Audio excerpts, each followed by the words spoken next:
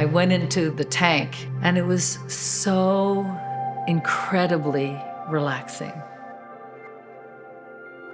You're in kind of this saltwater bath and you have no sense of gravity, and it does really feel like a safe container where you can center yourself, but in a different way where you're not tethered to anything else.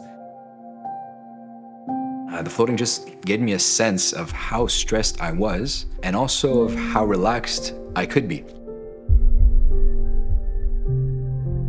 With something like floating, there is a reservation. There was for me at least. I can't swim, but after I went in there, what I found was this extraordinary peace and this silence and a strength inside of me that I really needed to feel in that moment.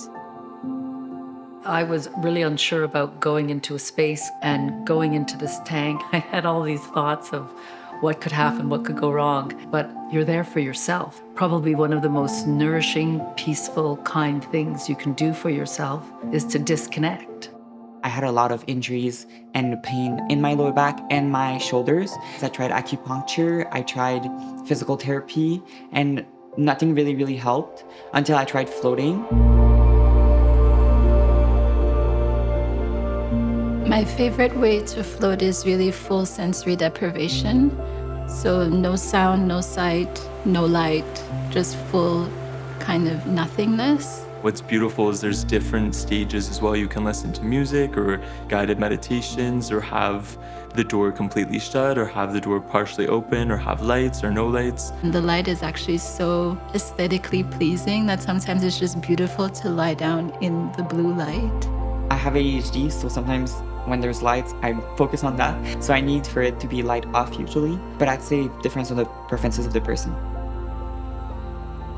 At some point in the experience, it feels as though somebody's hit like a reset button. You know, a massage is very visceral. You're getting, your skin worked on, your muscles, your tension is going away, and it's an active role where water is very passive. So every time you're hopping into that tank, it's like your muscles melt away. It almost feels like you're falling asleep, but you're still very there and present and conscious because you're aware that you're surrounded by a bunch of salty water. But in that, there is this kind of like letting go and this surrender.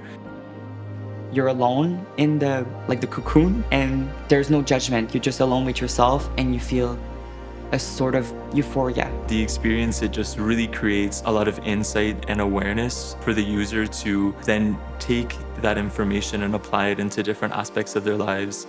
The floating really gives me access to a more refined state of mind where I have the answers to things. I would like to see a world where more people would go and use the baths, that would feel comfortable with being with their thoughts and just letting go. Every single time you hop into that tank, you get so surprised by what comes up. And you have to surrender into the moment because what you get out of floating is much more than what you put in. Everything just seems to be in this kind of synchronicity beyond human design. I think I'd recommend for anybody, especially in this day and age, there's so much anxiety, and I'd say floating can help you with a lot of that. It's kind of like giving yourself a hug. And at the end of the day, if you feel less anxiety, it's because of the things you're doing for yourself.